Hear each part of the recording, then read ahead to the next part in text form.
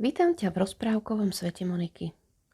Nájdi si pohodlné miesto, zhlboka sa nadýchni a nechaj dnešný deň pomaly odísť.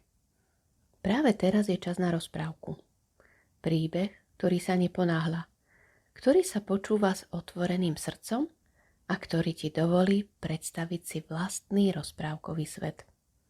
Ak si dieťa, alebo už dávno dospelý, rozprávky patria každému, kto chce na chvíľu spomaliť. Tak sa pohodlne usaď a poďme spolu do dnešného príbehu. Bol raz jeden kráľ, ktorý vládol dlho a spravodlivo. A ľudia v jeho krajine žili pokojne, lebo vedeli, že nad nimi stojí niekto, komu záleží viac na poriadku, než na moci. Roky však plynuli, kráľ zostarol a čoraz častejšie sedával v tichu svojej komnaty, opretý o okno, z ktorého videl záhradu aj cestu vedúcu z mesta von do sveta. Mal jediného syna, mladého, dobrého, silného, no ešte stále takého, ktorý sa viac spoliehal na šťastie, než na vlastné rozhodnutia. A kráľ vedel, že ak má syn raz vládnuť, musí najprv pochopiť, čo znamená niesť zodpovednosť nielen za seba. Jedného večera si ho zavolal k sebe. Syn môj, povedal pomaly, ja už dlho na tomto svete nebudem. Kráľovstvo ti raz verím, ale skôr, než sa tak stane, chcem, aby si poznal svet aj bez koruny na hlave. Vyber sa na cestu, nájdi si ženu, s ktorou sa budeš vedieť deliť o dobré aj o ťažké, a až potom sa vráť. Kráľovič prikývol, neodporoval. No keď vyšiel z paláca, zistil, že nevie, ktorou cestou sa vydať. A tak sa rozhodol ísť jednoducho tam, kam ho nohy zavedú. Spočiatku kráčal rýchlo a s ľahkosťou. Dediny striedali polia lesy a kráľovič mal pocit, že svet je otvorený a priateľský. No čím ďalej šiel, tým viac sa cesty rozchádzali a tým menej ľudí stretával. Začal sa spoliehať len na seba, na ticho a na vlastné myšlienky. Jedného dňa, keď už bol hladný a unavený, sadol si pod strom, aby si oddychol. Zavrel oči len na chvíľu a keď ich znovu otvoril, zbadal pred sebou citrón. Ležal v tráve, žltý a jasný, ako by tam nepatril a predsa bol presne tam, kde mal byť. Kráľovič sa obzrel, no strom nad ním zmizol a čistinka bola prázdna.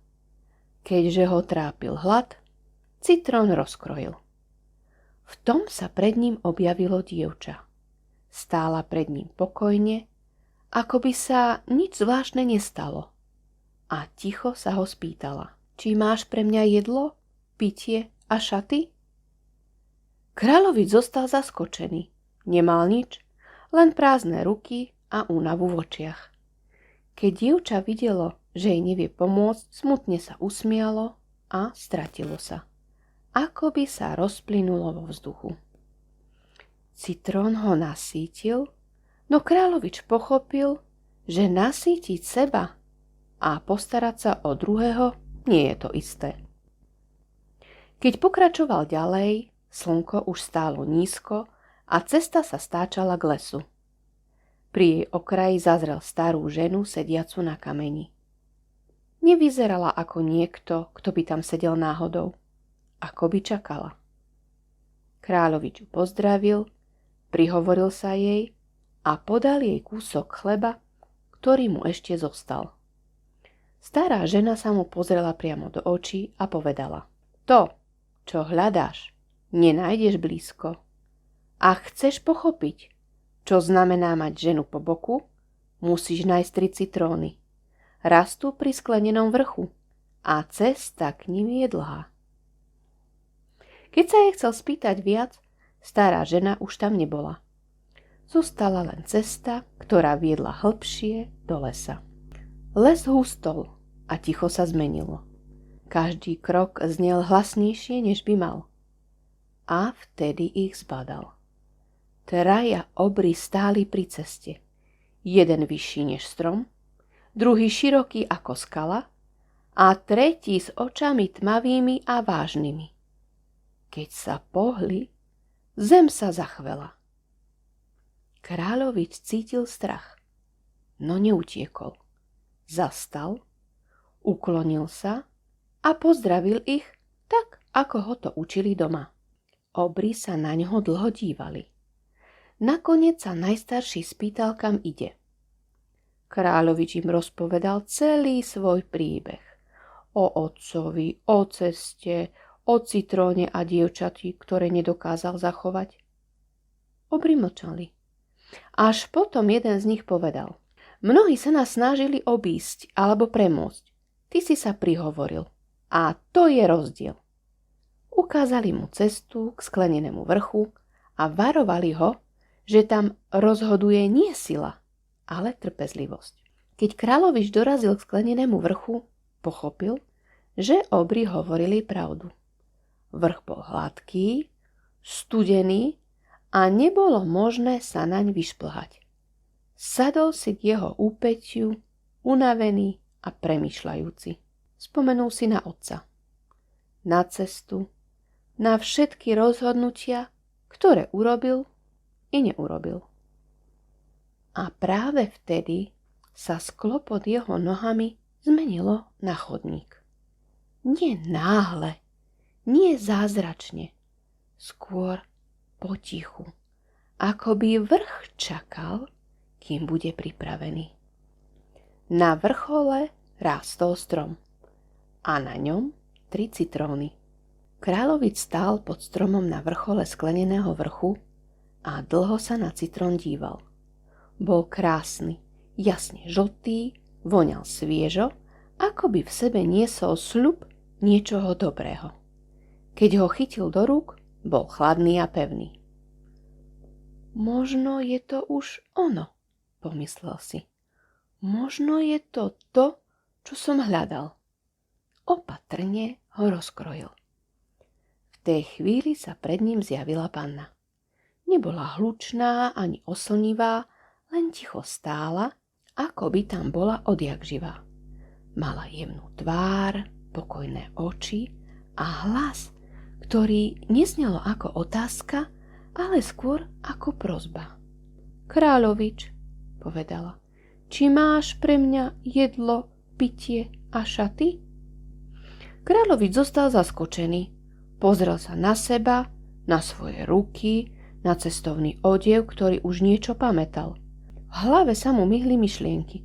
Veď ja som ten, kto putuje. Ja som hladný, ja som unavený. Mlčal. Panna na ňo chvíľku hľadela, ako by čakala, že odpoveď ešte príde. Keď sa však nedočkala, smutne sklonila hlavu. Ešte nevieš, povedala ticho. A skôr, než sa stihol nadýchnuť, zmizla. Zostal len rozkrojený citrón v jeho rukách a pocit, že niečo dôležité prešlo popri ňom a on to neudržal. Kráľovič stál dlhú chvíľu bez pohybu. Vedel, že zlyhal, no vedel aj to, že ešte má 2 príležitosti. Keď siahol po druhom citróne, už to nebolo s takou ľahkosťou. Prsty sa mu chvíľu zastavili, nadýchol sa, ako by sa chystal na rozhovor, ktorý ešte ani nezačal. Rozkrojil ho. Znova sa pred ním objavila panna. Bola tá istá, alebo možno iná, no kráľovič mal pocit, že sa na ňo díva hlbšie než prvý raz. Či máš pre mňa jedlo, pitie a šaty? Spýtala sa znova. Tento raz sa kráľovič nadýchol. Ja... začal, no hlas sa mu zlomil. Chcel povedať, že by sa snažil, že by niečo vymyslel, že je možno neskôr. Ale slová zostali visieť vo vzduchu. Stále ešte čakal, že sa veci vyriešia sami, že odpoveď príde bez rozhodnutia. Panna chvíľu počúvala jeho váhanie, potom len potriasla hlavou. Už myslíš viac, povedala, ale ešte stále nemyslíš dosť. A opäť zmizla. Kráľovič si sadol na zem. Teraz už vedel, že nejde o citróny, ani o otázku. Ide oňho. Pred tretím citrónom sa kráľovič neponáhľal. Sadol si pod strom, oprel sa o jeho kmeň a pozeral na krajinu pod sebou. Spomenul si na cestu, na starú ženu, na obrov, na všetko, čo prešiel. A pochopil, že láska nie je niečo, čo sa mu má prihodiť. Je to niečo, prečo sa musí rozhodnúť. Keď vstal a rozkrojil tretí citrón, panna sa zjavila po tretí raz. Či máš pre mňa jedlo, pitie, šaty? Spýtala sa. Kráľovič sa na ňu pozrel pokojne. Nepozeral sa na seba, ale na ňu. Nemám veľa, povedal úprimne. Nemám palác, ani služobníctvo, ani preplnené komory. Ale ak zostaneš, postaram sa, naučím sa. A to, čo budem mať, budem s tebou deliť.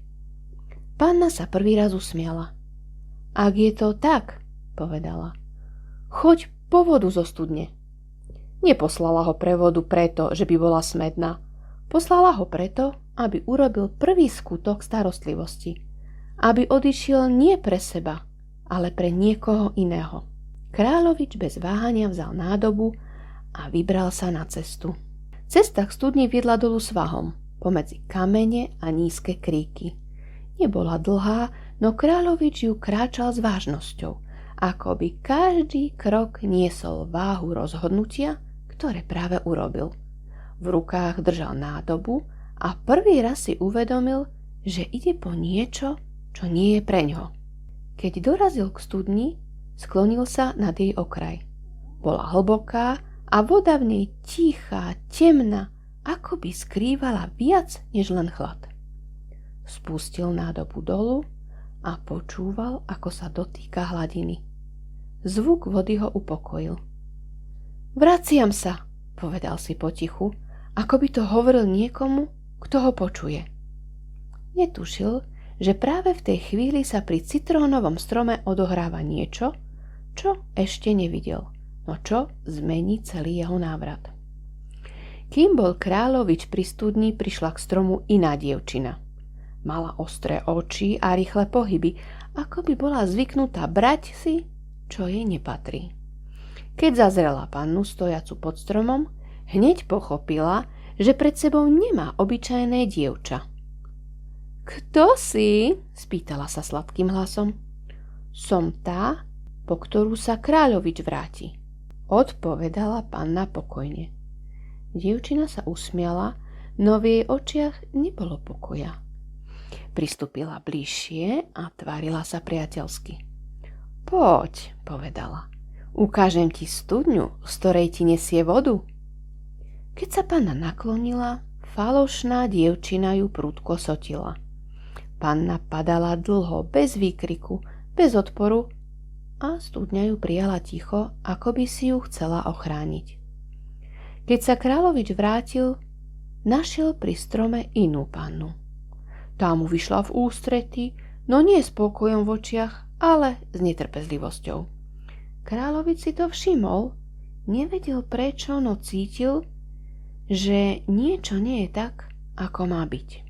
V studni panna nezahynula. Voda ju obklopila, niesla a jej telo sa zmenilo na rybu. Plávala v tichu, no jej myšlienky zostali ľudské. Každý deň sa vynárala k hladine, ako by čakala, že ju niekto uvidí. Ľudia zo zámku si všimli rybu, ktorá sa vždy objavila, keď kráľovič prechádzal okolo studne. No falošná panna sa jej bála. Zabite ju, prikázala. Keď rybu chytili a chceli zabiť, vyskočila z rúk a premenila sa na vtáka. Vzlietla do výšky a sadla si na strom pri ceste. Tam spievala tichú, smutnú pieseň. Kráľovič ju počul. Nie slovami, ale pocitom. Mal dojem, že ten hlas pozná, no nevedel si ho zaradiť. Falošná panna však znovu zasiahla. Ten vták mi ruší pokoj, povedala. Zhoďte ho. Keď vtáka zhodili, premenil sa na strom. Rastol rýchlo, no nenásilne. Jeho listy šumeli aj vtedy, keď nefúkal vietor. A kto sa pri ňom zastavil, mal pocit, že mu strom chce niečo povedať. Kráľovič sa pri ňom často zastavoval. Nevedel prečo, no pri strome mu bolo dobre. Mal pocit, že je doma, hoci ešte domov neprišiel. Falošná panna však strom nenávidela. Zotnite ho, rozkázala. Chcem z neho kolísku. Keď strom zoťali a z jeho dreva vystúpila panna, všetci pochopili, čo sa stalo. Už nebolo čo skrývať ani popierať. Pravda stála pred nimi živá, jasná a tichá. Kráľovič si v tej chvíli spomenul na všetko. Na prvý citrón, keď mlčal, na druhý, keď váhal, aj na tretí, keď sa rozhodol. Pochopil, že panna nezmizla preto, že by ho nechcela, ale preto, že on ešte nevedel niesť zodpovednosť za druhého človeka. Falošná panna stratila moc v tej chvíli, ako sa pravda ukázala. Bez slova odišla, lebo klamstvo nemá kde zostať, keď ho niet čím živiť. Kráľovič sa obrátil k pravej panne a povedal: Teraz už viem, čo znamená starať sa. Nie len nájsť, ale chrániť. A panna vedela, že tento raz je to pravda. Keď sa spolu vrátili do kráľovstva, kráľ v synovi spoznal niekoho iného, než toho, koho kedysi poslal do sveta. Nevrátil sa chlapec, ale muž, ktorý prešiel skúškou bez mapy. Svadba bola tichá a radosná, a keď sa kráľovič stal kráľom, vládol tak, ako sa naučil na svojej ceste. S rozvahou, trpezlivosťou a starostlivosťou. A tu sa náš príbeh pomaly končí. Možno už cítiš, ako sa svet stíšil a myšlienky sa uložili k odpočinku. Rozprávky tu budú vždy, keď si budeš chcieť oddychnúť, zavrieť oči a nechať fantáziu kráčať vlastným tempom. Ďakujem, že si dnes počúval, že si bol súčasťou tohto príbehu a že si našiel čas na ticho a pokoj. Prajem ti krásne sny, pokojnú noc a teším sa na teba pri ďalšej rozprávke. Dobrú noc.